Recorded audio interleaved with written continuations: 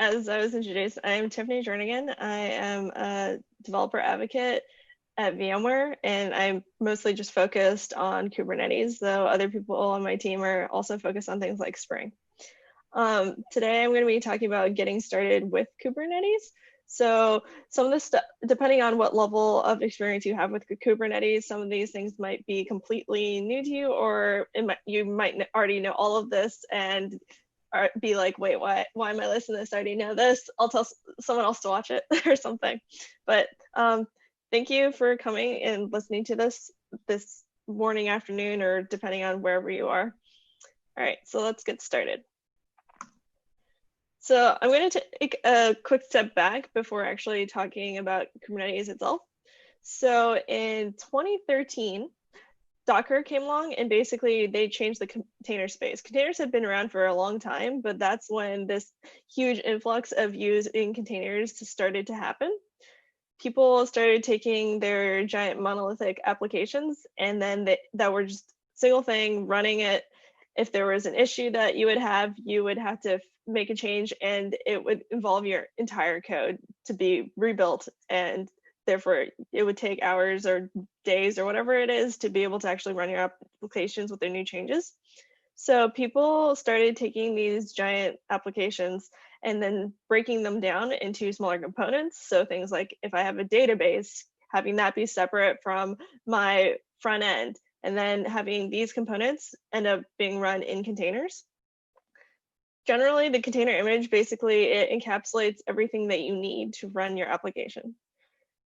It has the operating system you need, and it should have everything else in there that is needed for that specific part of your application. And it's stored in stored in a small lightweight image. Basically, there are things out there that you can read for, say, multi-stage builds, etc., to help make your container images smaller. That way it takes less time to pull down and less time to end up running it. So these containers, one of the great things about them is that they can be run on any machine in a repeatable way. So there's none of that, well, it works on my computer, and it not working on someone else's. So basically with this packaging and the ease of being able to distribute it, such as through any of the container registry like Docker Hub or some of the Harbor or some of the other ones out there, basically you can easily just go and get your containers and then scale them up or down based on whatever requirements that you have. So cool, we have containers. Well, containers, they make it easy to be able to build, manage, scale your applications. And basically people were having maybe like starting off with a couple containers to learn how to use it. And then they ended up having more and more. So people might be running, say, hundreds or thousands of containers. Managing that by yourself is extremely tedious. It's complex. Maybe you'll have tons of scripts or just start trying to build your own framework to be able to do this. So basically, people needed help for this. So that's where Kubernetes came along. Kubernetes was designed to fill this gap for orchestrating your containers and your container workloads. So dealing with your containers, the container things like that you can set up for dealing with container versions, dealing with having all of your nodes and being able to find those, checking to see if certain things are up or down. Kubernetes helps do all those things for you so that you can spend more time worrying about your applications. So at its core, Kubernetes is an open source container management platform. So you can just go over to GitHub, pull down the code, you can mess around with it locally, and you can make contributions and push it up so that the rest of the world can benefit from the things that you have done to make the improvements that you've done with it. So basically, it's built to help you run your containers at scale, and it comes with a bunch of different features and functions to be able to build a proper distributed application using the 12-factor app pattern. So if you haven't heard of it, the 12-factor app is a methodology for building software as a service apps. So you can just go look up 12-factor app pattern or 12-factor apps at any point. So also the Kubernetes API, it can basically be thought of as just like a single extensible API that can be used to abstract your resources both within public cloud or on premises. So in a quote by Kelsey Hightower, he says that Kubernetes is a platform for building platforms. So basically you can use it to build, he mentioned some other places that you can use it for building a platform that's such as like a Heroku or a Cloud Foundry clone, for instance. I probably should have swapped the order of these slides since I mentioned it already, but basically one of the big things about Kubernetes is that it can run anywhere. So you can run it on premises. You could run it, I could run it on my machine or on a server in some office. And then people just getting started now, they can choose, okay, do I want to run my applications on premises or do I want to run it in the cloud?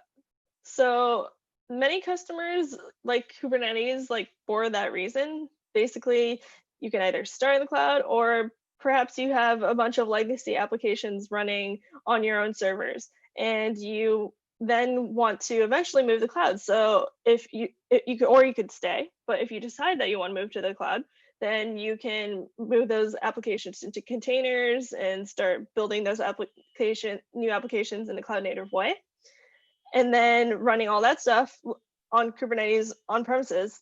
And then once you just have that working, there's only, depending on what provider or what you end up using, the lift to be able to move from running locally to on premises is pretty small. And there's tons of guides out there for how to do that.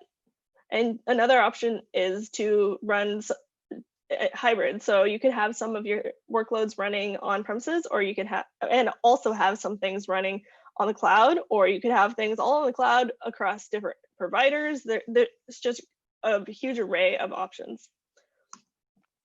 All right, so now that we've just kind of gone over the high level stuff, let's go into the some of the Kubernetes concepts. Okay, so first thing that I want to get into is cluster components. So with basically, there's the concept of a cluster. Everything that you do in Kubernetes is within this cluster.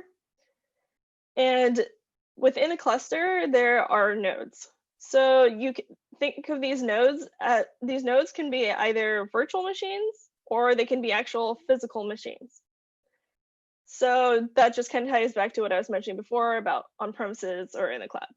So there's there are two types of nodes. There's control plane, which I'll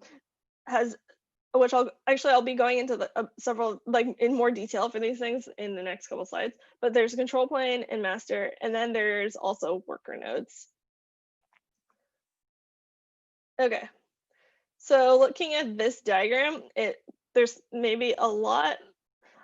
It's not as scary as some of the images I've seen on the internet, but they're mostly just scary, thinking that there's a million things that you have to figure out. So basically, clusters are split up between the control plane and the workers. So each of these can consist of multiple nodes. So I can have multiple nodes that are in my control plane. I could have multiple worker nodes. So let's take a look at some of how this kind of works. Let's dive into this stuff a little bit more. Okay, so for the control plane, so basically there's the concept of a Kubernetes master, and that master is basically responsible for maintaining the desired state of your cluster. It's a collection of three processes that need to be running, and these can run on a single node in your cluster, which is designated as the master node. So these things are the Kube API server, or on the screen, just API server, the controller manager, and the scheduler. The cloud controller manager is there if you are doing something with a cloud provider. Okay, so basically the API server, which I mentioned a little bit earlier, it is the main point of your cluster, or it's the front end of your control plane. It basically exposes the Kubernetes API. And as you can kind of see in this image, everything else talks to the API server. And if we actually take a look back here real quick, you can see that kubelet and kubeproxy also talk to the API server. Okay, so cool. So next, let's talk about etcd. So etcd is a highly available key value store, and it basically is there to store your cluster data. You need to have an odd number of etcd, like instances of etcd running, because you need to make sure that you have quorum. There's also the scheduler, and this watches for newly created pods that don't have a node assigned yet. It basically goes and selects a node to run on. Okay, so next we have the controller manager. So at a very high level, the controller manager runs controllers. Some of these controllers are the node controller, which deals with nodes. There's the replication controller, which will make a little bit more sense when I talk about things a little further down the road. And then, as I already mentioned, the cloud controller manager it's optional and it's used for cloud providers. Okay, so now let's look at worker nodes.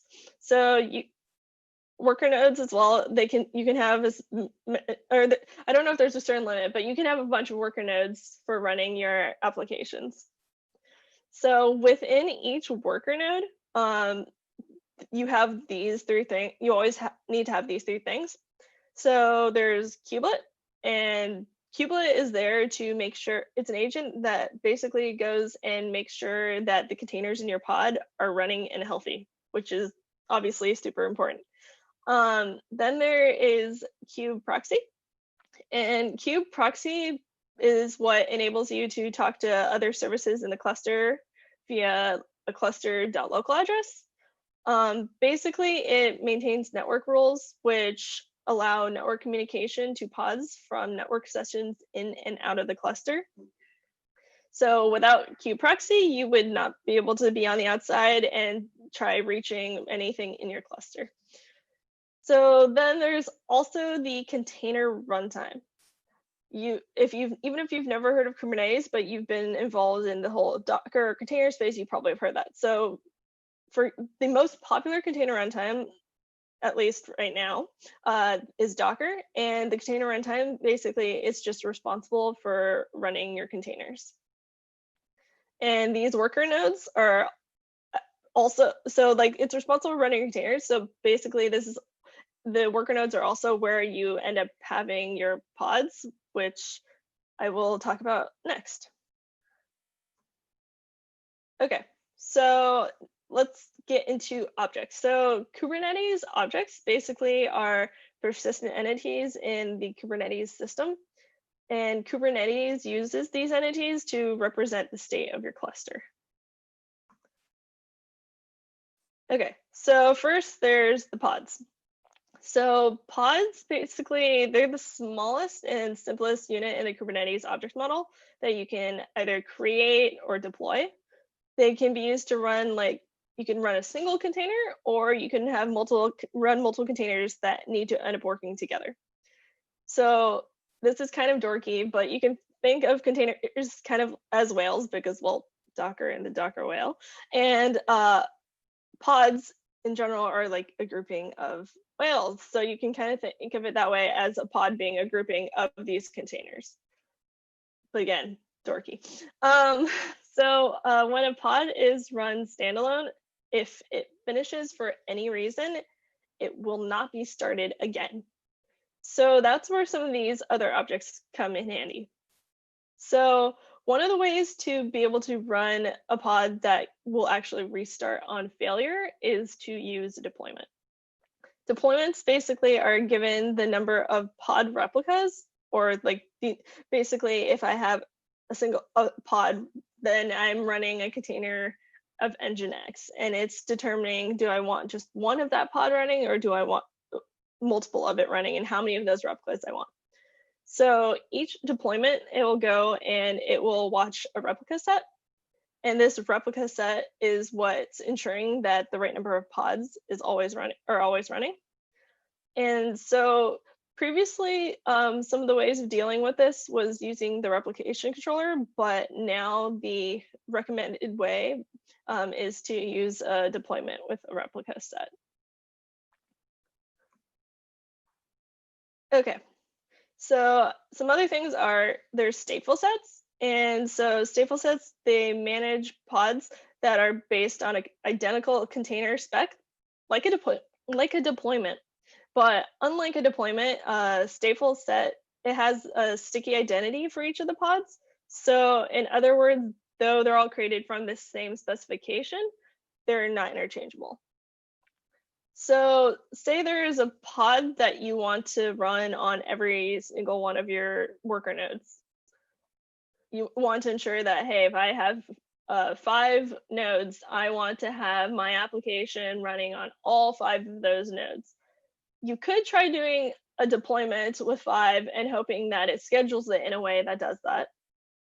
But if one of your nodes goes down and you get a new node, it'll end up scheduling it onto one of the other existing ones most likely.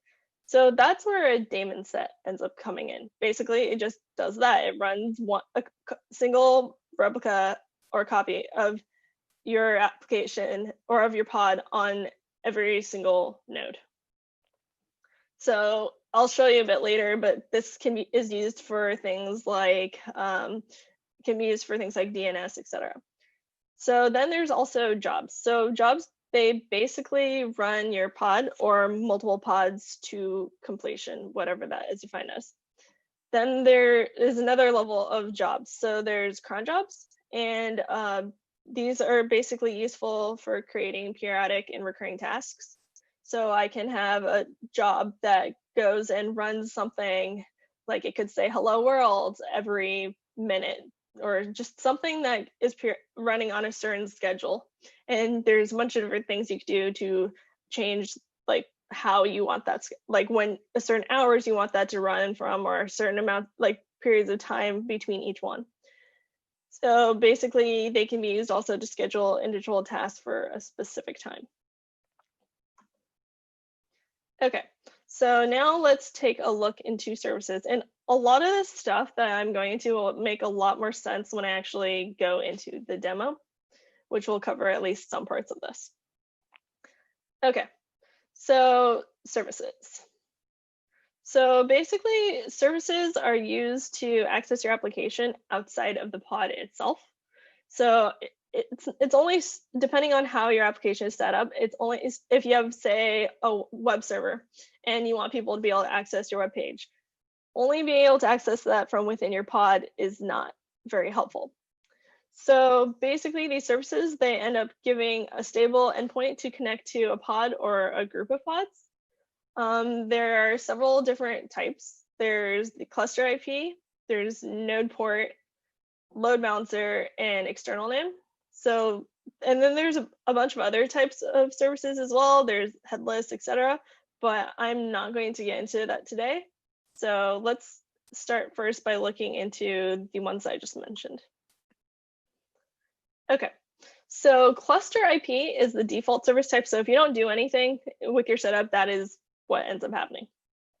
So since it ends up giving you an IP address, and this IP address that you're allocated is private, so you basically end up you're only able to reach it from within your cluster.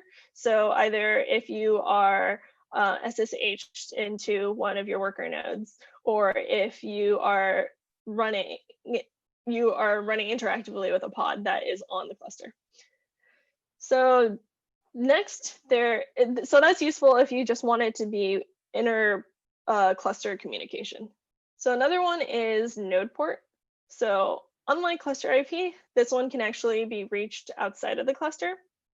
So what happens is you are given a port, and that's in a specific range, and then you are able to use the external IP of any of your nodes on that specific port and be able to reach your application. Though you may, depending on how, say if you're running using a cloud provider, you might have to change some security settings for what ports are open. Next, there is a load balancer. So basically with this, it's an external load balancer that is allocated for your service. So this typically is some sort of cloud load balancer, such as like on AWS, there's ELB, and on GCE, there's GLB, and there's Azure has theirs, etc. So the thing about this though is that since it's using an extra service, it'll cost a little bit of money in some sort of like range of cents for the usage, but it's still an additional added thing. So, all right, cool. Let's now talk a little bit or look a little bit into networking, not really talk about because I guess I'm the only one blabbing here. So, all right, networking. Okay, so a little high level on the Kubernetes network model. So basically the short version is that everything in Kubernetes is just one big giant flat network. There's one big subnet with everything in it. There's the nodes, the pods, everything. So you can kind of think of like a big castle with, say, with their like huge tall walls, and then there's like the moat around it. So if you're inside of the castle, you can talk to everyone there and communicate. And in this case, it's the pods and the nodes being able to communicate. But if you're outside, the only way that you can get in is through special ways, such as like if there's a drawbridge, or in the case of Kubernetes, that is by using a node port or like a load balancer, these types of services. So in detail, these nodes, basically, they need to be able to ping each other directly. The pods are able to ping each other directly, and then the nodes and pods can ping each other without using nets. And the networking stack, it basically decides what IP address is given to a pod. And these things here are the specific rules that Kubernetes mandates, but other than that, there isn't any other mandated particular implementation. So next we have the container network interface. It's basically it's a library that has basically defines ways for Kubelet to be able to interact with network plugins.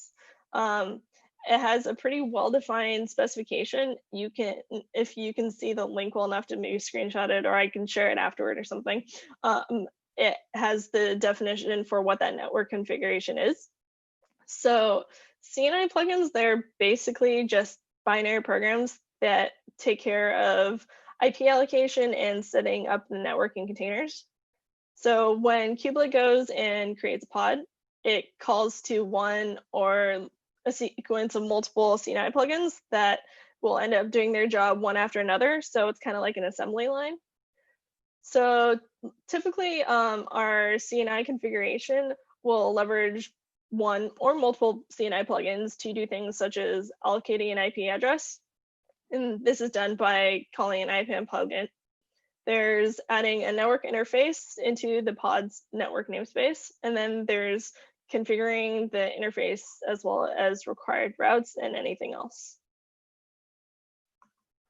And again, I'm just going pretty high level over this. There's so much more stuff, and I added some links that'll be at the end here, but there's a lot of stuff, and this is just kind of intro, like taking a quick glance at it, which especially is the case for this next part on security. Security is very, very important, but there is so much to talk about with it. So I have just put a very high level of it and added a link to where you can learn a lot more about it. So some things that can help with security, there's a concept of namespaces, and you can use these namespaces for like a separation of concerns. So for instance, which I'll be showing a little bit later, you can have a namespace for Kubernetes has its own namespace, kube system, and that's where all the Kubernetes system things end up being, all the Kubernetes system objects end up being run. Then the default is what is the default one that you end up running your applications in, but you can make other ones, and therefore you can set up different rules where certain things in one namespace can't see others, etc. So then there's also service accounts, and then there's RBAC, which is role-based access control. So basically, this is used for fine-grained access, defining like what can be done and by whom on what resources.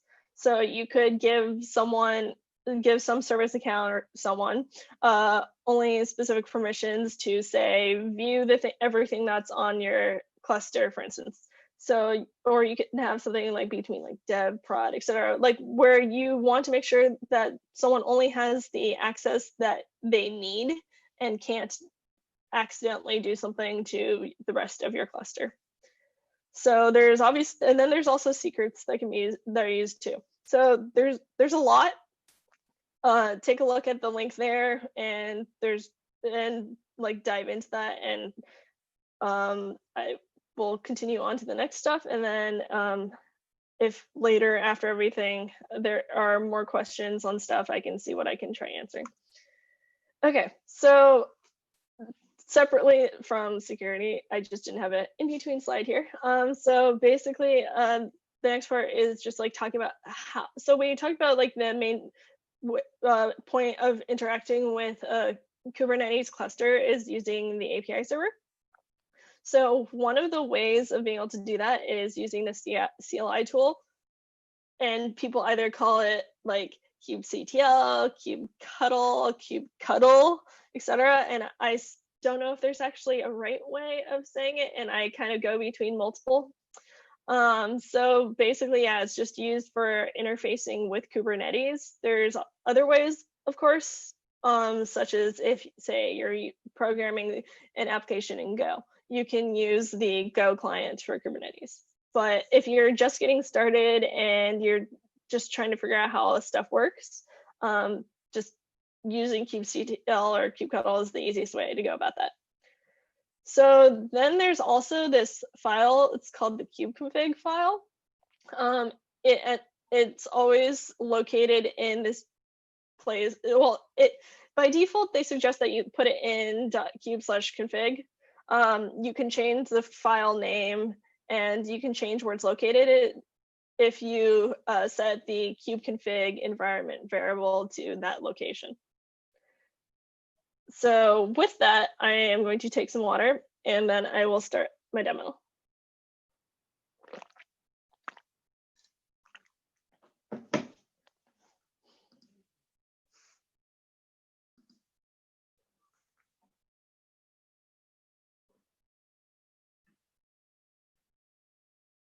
One sec while I move all of the Zoom faces, or lack thereof, out of the way. Okay. Is the font size large enough? Can you type a few words for us? Looks good from where I'm sitting. Cool. All right. So I guess before I jump straight in that, if you are wanting to just like look at Kubernetes in general, if you just go to kubernetes.io, it has is just a ton of resources, documentation. It is the main website for Kubernetes. So I'm not going to go specifically onto anything here, but there's different things like training. You can just go like learning the Kubernetes basics, and like some of the other specific links that I added earlier for RBAC. Those are all on this website. Okay, so I just mentioned kubectl. So I already installed it. There's a bunch of different ways to just go and do that. On Google, you can just search like installing kubectl. You can do it like Helm, and if you're using Mac, and then there's other ways for Linux and whatnot. So first thing that I need to do is I need to make sure that I actually have kubectl installed. So the first thing to do, you can do one of the easiest ways. I mean, you could just do kubectl, or you could do like I'm going to do a kubectl version, and then that should tell them, okay, cool. So I have it, and then you can see that like I'm using GKE for this demo. I have used AWS. You can use like KubeADM or Kinds and Minikube, et cetera, running locally. But just for the purposes of this demo, since Zoom and running your own Kubernetes cluster locally don't really get along, that or my laptop will just start trying to fly and probably blow up instead. All right, so cool. Now we have that. So I mentioned that there were nodes. So in GKE, you and several of the other cloud providers like AWS, I don't know about Azure because I've never used it. It's on my to-do. But basically, they make it so that you can see, so the control plane is managed by them, and you are just responsible for the worker nodes. This can either be like pretty much fully unmanaged worker nodes, or there are different like managed ways of dealing with your worker nodes that are out there as well. And so I went before this and went into GKE and created a cluster with my worker nodes. So I believe I created with 3. So to just look at something like that, to make one of the things that you have to do after making sure you have kubectl is to ensure that you have your worker nodes and that they are running. So the next thing I can do is I can do a kubectl get nodes. And then you can see there's the 3 with, it has GKE. I made my cluster name just my initials because I'm currently using a coworker's GKE account. And then you can see the Kubernetes version. And so like, if you're just thinking about just regular Kubernetes versions, then there's like the 114, and then the part that's added at the end is like whether GKE, and this is also the same for like EKS, is like whether they make certain patches for, say, bugs that maybe have been found and have not made it to mainline, or things that they have to specifically do with just to make things work that are eventually, most of the things end up going to mainline.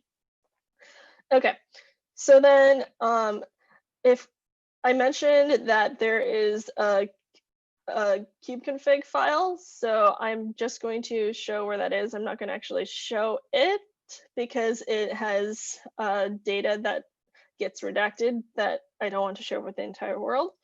So if we do, so that's in a kube/config. So we can see that I just have one in there. But to see the majority of what's in there, you can use kubectl, and you can do kubectl config get context, or I mean kube. I can't type and think at the same time. Kube config view, and then so basically, if it looks just like a chunk of stuff right now because it's a little complicated because I have I've added multiple different clusters to this kube config. So you can see here that there's multiple clusters, but there are a few things that it ends up needing. So there's a certificate authority data that's, at least for these ones, is provided by the service. Like, so it's either for Docker desktop, it's provided by Docker. The EKS one is provided by AWS EKS, and then I have 2 GKE clusters that are both, well, I guess one doesn't exist anymore, but basically, and it has the server to be able to actually connect to it. So basically, this file is everything that is needed to be able to communicate and connect to your cluster. And then, so you can see that there are contexts, and you set your context to the cluster that you want to be interfacing with. So the one that I have right now is this. So it's GKE, then it's the project name, which is my coworkers. the region. So for this one, it is in the Dalles in Oregon, and then my cluster name. And then there's other things like users there, and then so with EKS, it uses an IAM authenticator for like the bridge between IAM and RBAC. And then there's all these, basically there's all these other ones for like GKE and for Docker desktop, which I have a Kubernetes cluster. Okay, so now that I've mumbled my stuff up, so the next thing is I want to actually like just take a look at these contexts. So if I do kubectl config get context, then if I do that, sorry, with the screen width, it's kind of hard to see some of this. But basically, that giant chunk of stuff that we saw in the config view, you can see here that has all of the ones here. For some reason, Docker ends up having two clusters, though, or it has two contexts for the same cluster. No, I didn't exactly figure out why, but yeah. So, and then you can see the one that I have for AWS, and then the two that I have for GKE. And then you can see on the side there's that little star. So another thing that you can do if you don't want to see, say if you have like a giant thing, and you just want to know what am I using. So you can just do kubectl config current context, and that will tell you what your current one is. So you can see that star matches up, and it's just the one that I'm currently on. Okay, so another thing that we can look into, since I mentioned it, is namespaces. So there, like some of these commands have like short ways and long ways of being able to type them out. So like you could do namespace as like typing out namespace. I think you might be able to do namespaces. There's NS. To see a whole thing for all this, you can do kubectl and then help. And then basically this just kind of shows all the different things that you could be doing. And it even actually breaks it. The cool thing is it kind of breaks it down into like what, if you're new to this, like what do I need to be able to use? So to be able to create resources, there's run, which you can do to just like, it's kind of like Docker run. And you can just do that if you want to just quickly run a specific image on your cluster. And then there's, yeah, it just has some of the other options as well. So if we go back down here. Okay, so let's take a look to see what the namespaces that we have are. So if we do kubectl get ns, because I'm lazy. All right, so then we can see here that we have 4 different namespaces. The ones that I'm just going to mention for now, which are the ones that you have to pay the most attention to, are default and kubesystem. As I mentioned, kubesystem is where it has basically everything that the Kubernetes system is running, and it keeps that stuff separate from everything that you are running. It makes it like some of the separation also in general makes it harder for you to accidentally delete something running in another namespace that you don't want to mess with.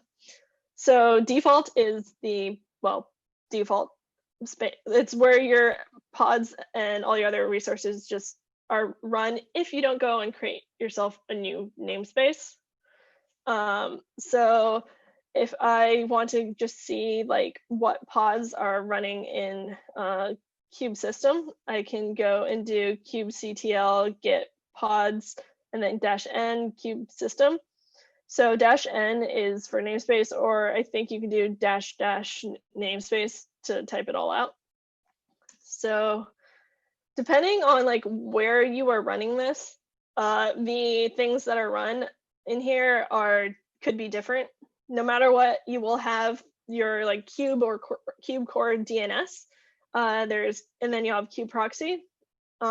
Metric server is either run by default or like with AWS, it's something that you run afterward.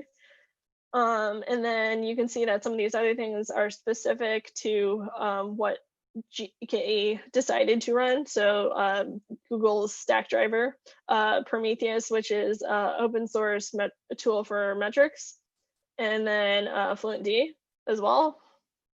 And so just kind of like getting an idea, if you look at that, if you you can see how many of each were trying to be run, or how many of each pod was trying to be run, and then how many are currently. And you can see how many times it's tried restarting, which means that all these started up successfully. And then 35 hours is just how long that I've had this cluster up and running. Okay, so then if you are trying to say, if you want to create a deployment. So if we take a look again, like we can, you may not be sure of like what the types of things that you need. So you can just do kubectl create deployment, and then you can give it help. And then if we look here, you can kind of see an example. So it's just like here, create deployment, give it whatever the name is, and then you give it what your image is. So this is just like if you're running your container, like what image do I want to have? And this is assuming, so this deployment is just like, I want to be using BusyBox, and then it's going to be pulling BusyBox from Docker Hub and running that. You can have the option of like dry run, so it'll tell you information that will happen, but it won't actually run it. And then there's a bunch, you can give it templates, etc. So what I'm just going to do is do something simple, and I am going to create a deployment using Nginx. So just to do that, it'll be kubectl create deployment Nginx, and then image engine is Nginx. The name beforehand is what I just decided to call my deployment. You could call it something else. Some people prefer specifying things like Nginx -deployment, so it's easier to tell versus just Nginx. But for simplicity's sake. All right, so if we do that. Cool. So it says created. That doesn't necessarily mean it is done deploying, but Nginx is really fast. So to actually see what has been deployed, we can do kubectl get deploy or deployment Nginx. So as I mentioned, it's another one of those places where you can have a shorter version or a longer version of the command that you actually need. Cool. So you can see that it has just has one ready and up to date. It can tell you how old it is. So this tells you a little bit of information.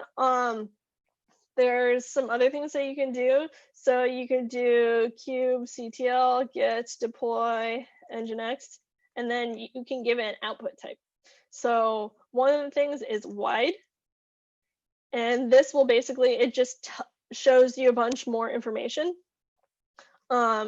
There's what containers there are, what images, and then there's this thing called app selector.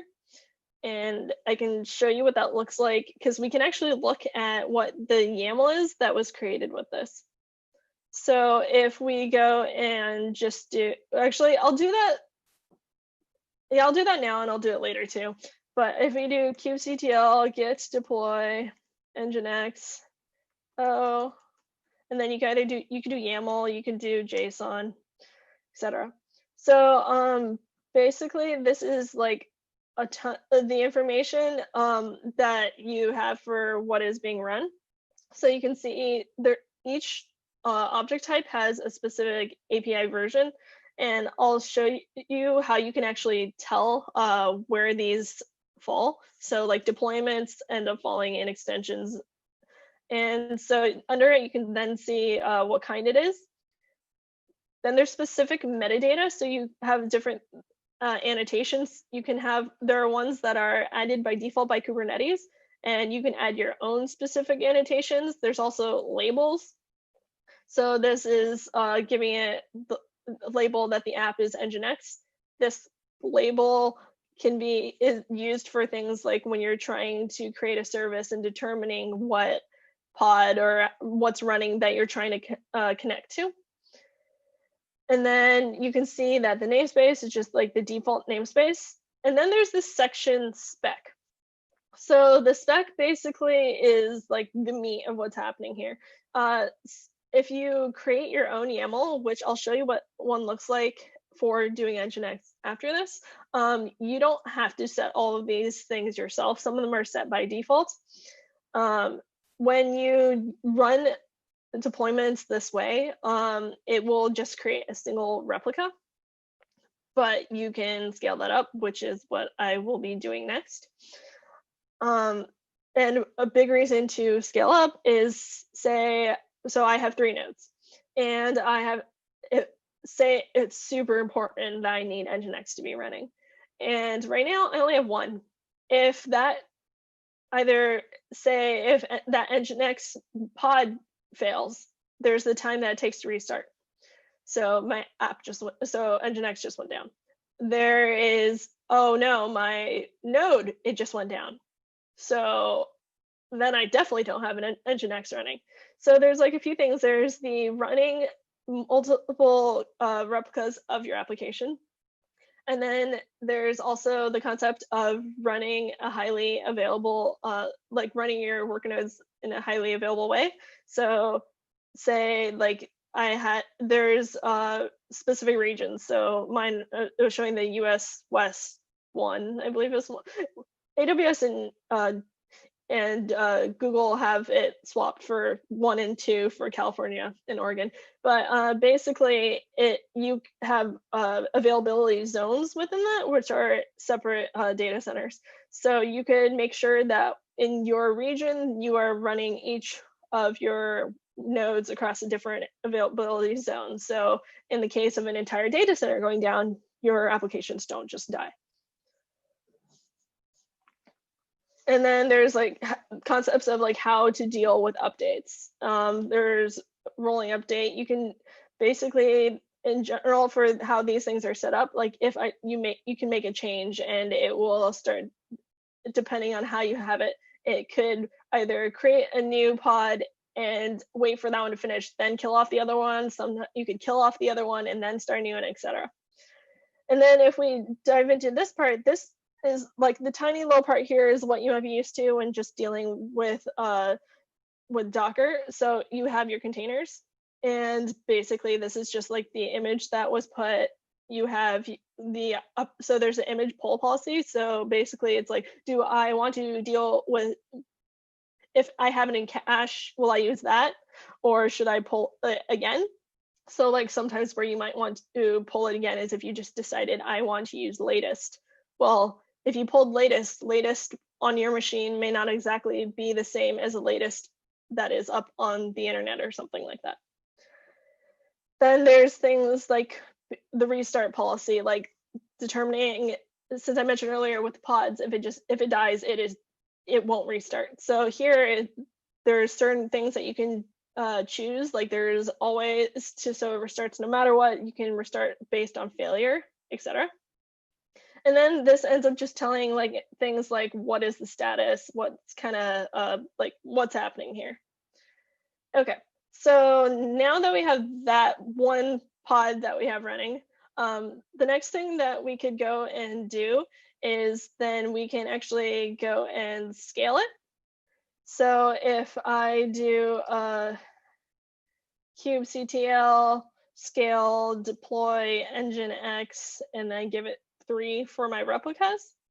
So if I do that, okay, so now I can actually do a kubectl get deploy Nginx and -w, which does watch, and it's actually already up to date. So if you had an app that was a lot slower than this, you would basically see it going through as each one ends up being ready.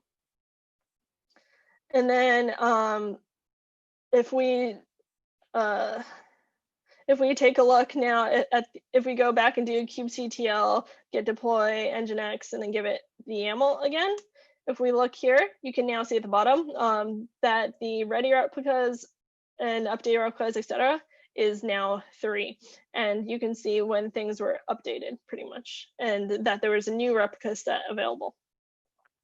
Another way to look at your resources, whether it's deployments or anything else, is you can use kubectl describe.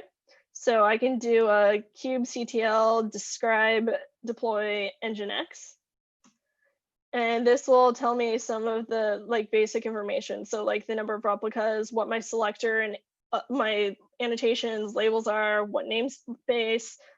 You can see things that could like whether like kubelet had some issues, and then you can see kind of what events are happening.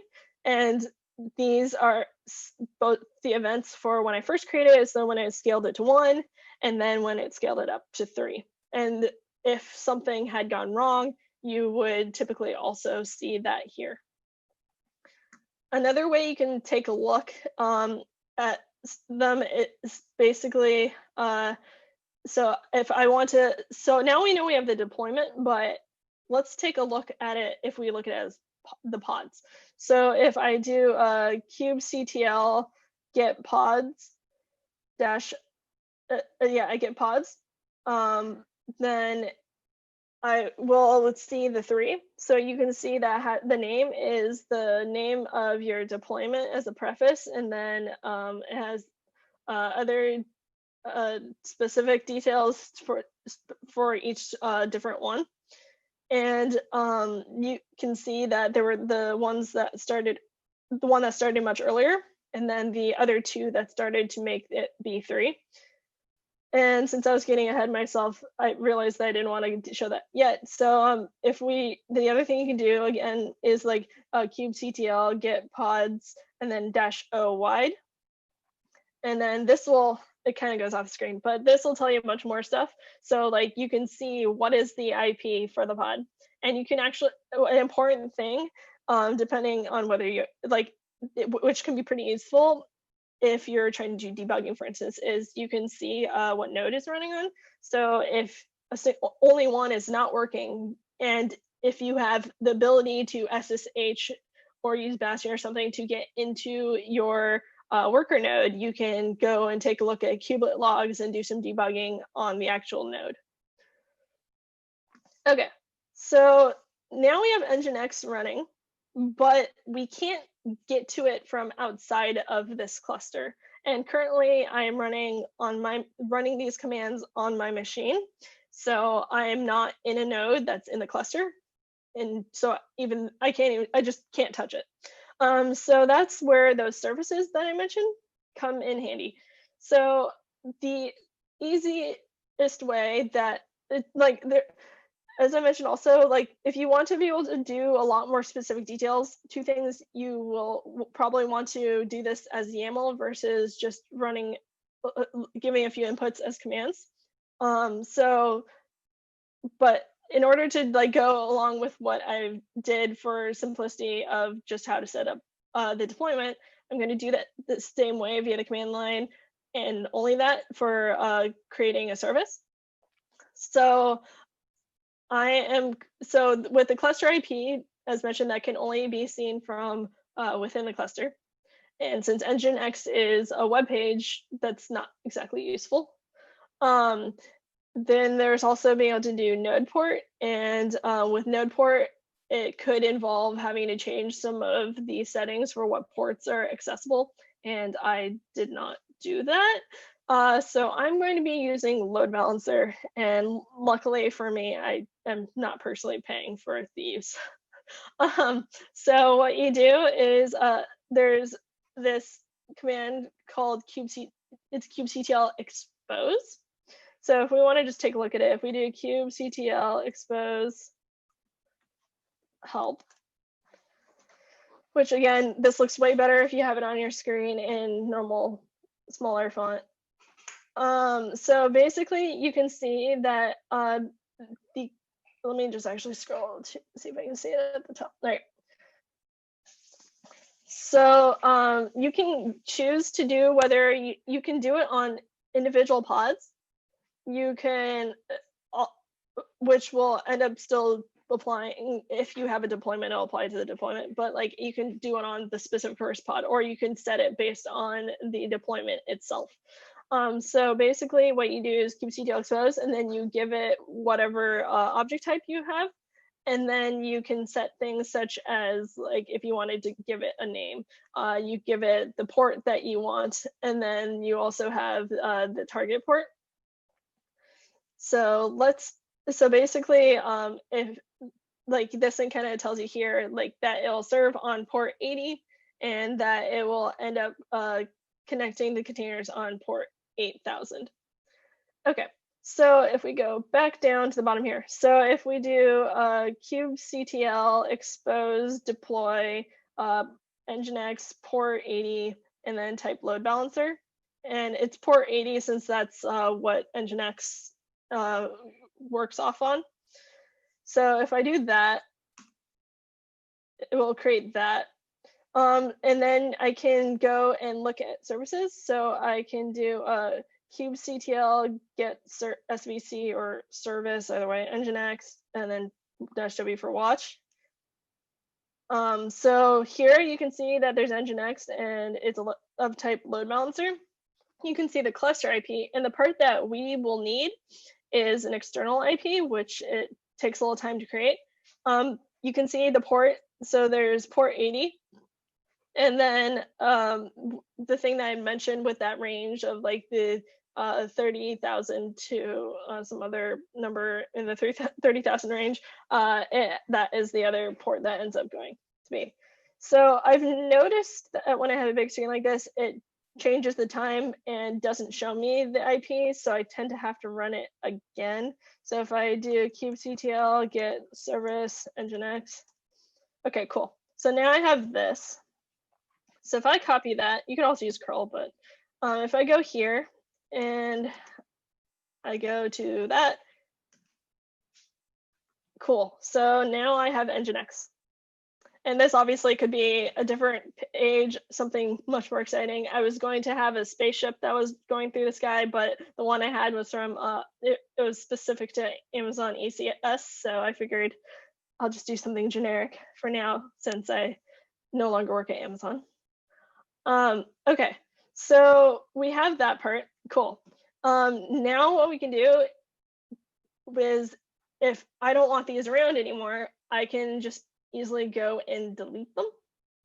And after I do that, I will show you what this stuff looks like if you are using an actual YAML file to set this up, which will actually look kind of similar to some of the things that you could see when I did it get and show the YAML.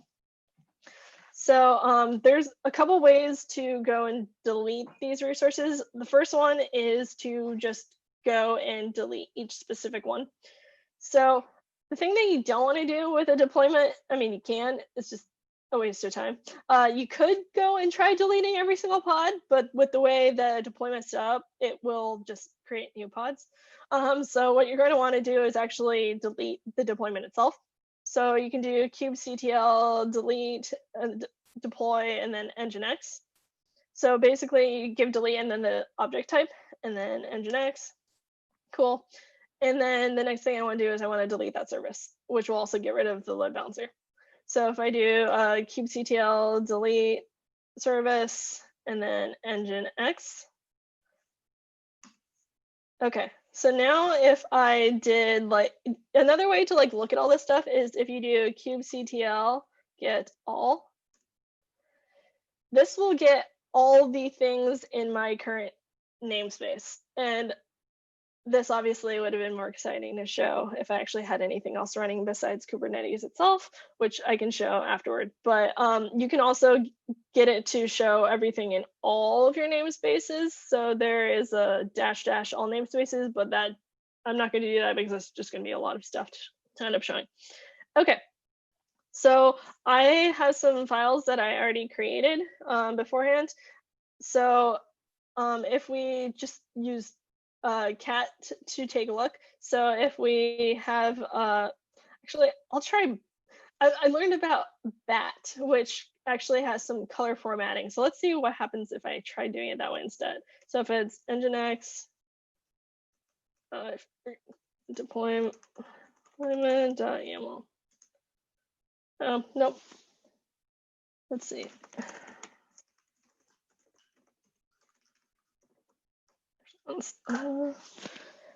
Oh yeah, I did something with my alias. It's an alias. All right, let's do cat nginx deployment.yaml instead.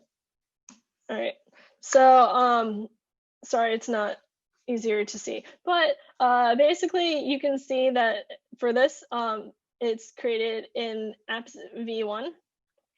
I'll show you where that's determined, like where that part is determined when looking at the API resources afterward. So this is, if you remember what we were looking at earlier, this is just like a much more condensed one, and this is only the stuff that I specifically care about for creating this deployment. So I have like the name, there's that label that was mentioned, there's the number of replicas. So here's the way that like, if you want to specify exactly how many you want, here's a way that you can do that instead of it just running one and then needing to scale up. And then you have your spec, which again has like, is just the stuff that you normally think of with Docker, like what is the name of my container, or what is my container image, and then what is the port that I care about. And then again, with nginx, container port is port 80. Okay. So to apply this, there's a different way of doing it. So instead of doing a create, you do kubectl apply, and you can give it a -f for a file. So if I do kubectl apply -f nginx deployment, and then just hit enter, you can see that it ends up it goes and actually is creating that. So if I do kubectl get deploy, you can see that we have 3 nginx, and that is just been up for 10 seconds. So we know for sure that it is not the one that was run earlier. So you can also do the same thing for surfaces, and actually really any other type. So if we take a look at the nginx service, so if I do a cat nginx service.yaml, okay, so this is cute and small. So basically, for this, it's just in like the default API resource. So it's just v1. So it just has the version. So kind is service. The metadata name is just the name for the service. And here, if I didn't put a type, it would default to cluster IP. But I specifically put load balancer, so that knows that it will create a load balancer. And then the TCP, I believe that's by default, so I don't think that actually needed to be there. And then port, then dealing with like the ports of like whether it's the container port or the service port. And then there's the load balancer itself. So if I go and do an apply on that, kubectl apply, and then give it that file. Okay, cool, then it creates that. So then I could now basically look at my service again. So if I do, actually before that, let's just take a look at the pods. So if I do a kubectl get pods, and then I could just do a watch on that. These, again, obviously it's fast, already running. And then if I do a kubectl get service, you could, as I did before, like give it the name for nginx specifically, or just do it in general. Since we are waiting for it to come up, we can do get service nginx, and then just do a watch on it. Oh, actually, it's done now. All right, cool. So we basically did 2 different ways of accessing like the same type of application. So if I just go to, you can see that the IP is different. So if I go to a new page,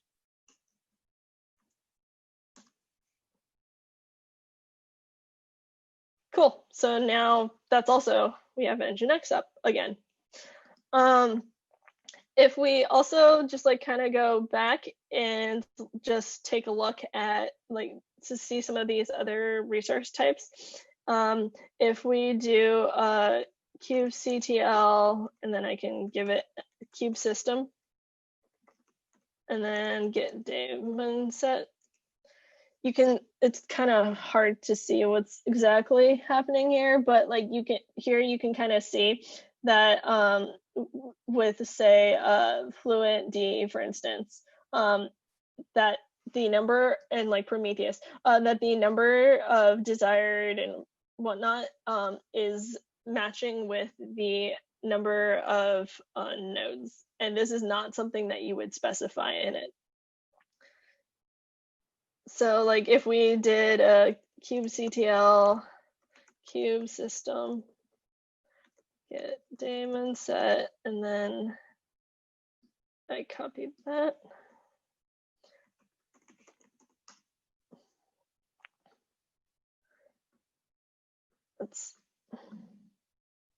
There's a lot of stuff in this one, so maybe it's better if I don't like go into all this, but yeah, basically there's a lot of stuff here for the annotations, but you can see that there's nothing in here that is saying that a certain number of like replicas. So it just knows I'm running this on every single one of the nodes. So another way to go and actually, so now that we have all that stuff running, if I did kubectl get all in my current namespace, you can actually see everything that is currently running. So you can see those 3 pods that were created by that deployment. And then the deployment has the replica set, which is the one that's responsible for ensuring like the number of actual replicas. And again, that was like the whole using a deployment with a replica set is the thing that's used now or suggested to be used instead of the replication controller. And then there's the Kubernetes service, which is always there, don't mess with it. And then the one for Nginx. And so there's like 2 ways that you can go and delete everything that is running. So one is I could do a so I'm just going to delete it the way I did earlier, but in a shorter command, but there's another way you can do it. So like what I'll do for just to show you before I hit enter, but is a kubectl delete, and then you can give it deploy comma service and then Nginx, since they're both the same name. This is easy, so it knows that it deletes deployments and services. But a better way of handling this, which I'll just hit enter for now, but the better way of handling this would have been if I did kubectl delete, and then if you do -f, I could here just go and give it the file that I gave with the kubectl apply, and it will remove everything that was added by that. Like this is especially important. Like right now, these are small applications and there's not much, there's just a single little deployment, a single service, and it doesn't really, it's not a big deal. But if you have a giant set of like service accounts with your role bindings and cluster, like all those permissions and everything like that, and say if you have a really long file or multiple files, going through and manually deleting each thing is not the best way to go. So you can just go and apply delete with that exact file and it will delete everything that it created. And since I already deleted it, we don't really need to do it that way. Okay, so, and then what I was mentioning earlier about there's API resources. So basically, if I do a kubectl and then it's just API-resources, and then this, basically it shows you every, like, so if we look here, again, like deployments. Actually, if I start at the top, it might, yeah. So name, short names, what the API group is. So like with the services earlier, it was only showing the version because the API group is just, it's blank. And then it tells you whether it's namespace and what kind it is. So like this, if you're not sure like what all is out there, this is a good way to end up doing that. And if you're trying to write your YAML and you're like, I don't like, I personally don't remember every single field that is needed in my YAML. So I was wondering, is there something that does this, shows me this kind of template for me? And there is. So if you do, I believe it's kubectl explain, and then if I give it deployment, so you can, here is just a high level of everything. And you can kind of just, it gives you links to all these things. But if you just kind of want to see what it is otherwise, if I do kubectl explain deployment, and then I think recursive, it goes through and you can see basically this is everything that would go, you don't need all of this. This unfortunately doesn't tell you, I don't believe it tells you what things are defaulted, but this kind of gives you an idea of what you need and the different types that are required. So if we go back over here,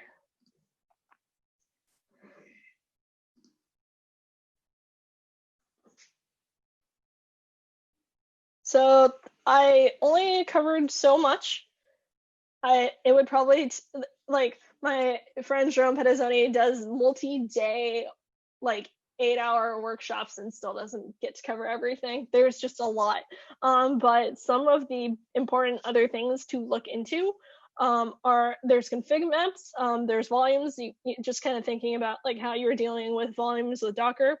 So say if you have a database and you want to ensure that everything that you have gets stored somewhere.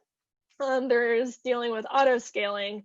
There's what I just barely brushed over of role-based access control, which is super important for determining like who gets what access, because if you're playing around by yourself, it probably doesn't matter too much. But if you are dealing with production, if you're dealing with people that are just supposed to help fix certain parts of your cluster, or people are just supposed to look at it, or you want to show your friend something, but you don't want them to delete everything you have before your demo the next day. That's where things like role-based access control comes into handy. And you can give specific permissions, like can they do delete on a pod? Can they read it? Is it only in a specific namespace that there's access? And then these permissions are can also be used for, like, say, if you are interfacing with an external service, and whether it, like, or say I have this, something that I dealt with, like I was writing a Go application and I was using client Go to talk to the Kubernetes API. I had to make sure that my application and what was running in it had permissions to do things like looking at what nodes are, I mean, what pods or nodes or whatever are running. And then there's secrets management, because, well, it's just like you don't want to type your password and have everyone see it. So, and obviously there's more stuff than that. If you look at the Kubernetes docs, it kind of breaks things down. So I was using kubectl for all this. There's actually a lot. There's a whole like web page that I need to find that has tons of tools. But like some of the things you can do, like at the highest, like the basic level is like, so usually people they start with kubectl, like run, curate, expose, etc. And then after that is like when you move to the like fancier or more complicated, the YAML manifest that I was showing. So those are a little more complex, but like you can put those under source control. And maybe you can do things like put in a Git repo, and when you need to deploy something, you just add it to the YAML, you commit a change and deploy a YAML. So that way you can basically have like a full history of the actions of what you did on the cluster. So this workflow is sometimes called like GitOps. And if you've heard of like infrastructure as code, it might be familiar then. So at some point, like it was realized that maybe we needed to specialize YAML to like maybe defer between like dev and prod. So that's where tools like Customize and it came in. So Customize basically lets you add like patches and overlays to alter your YAML.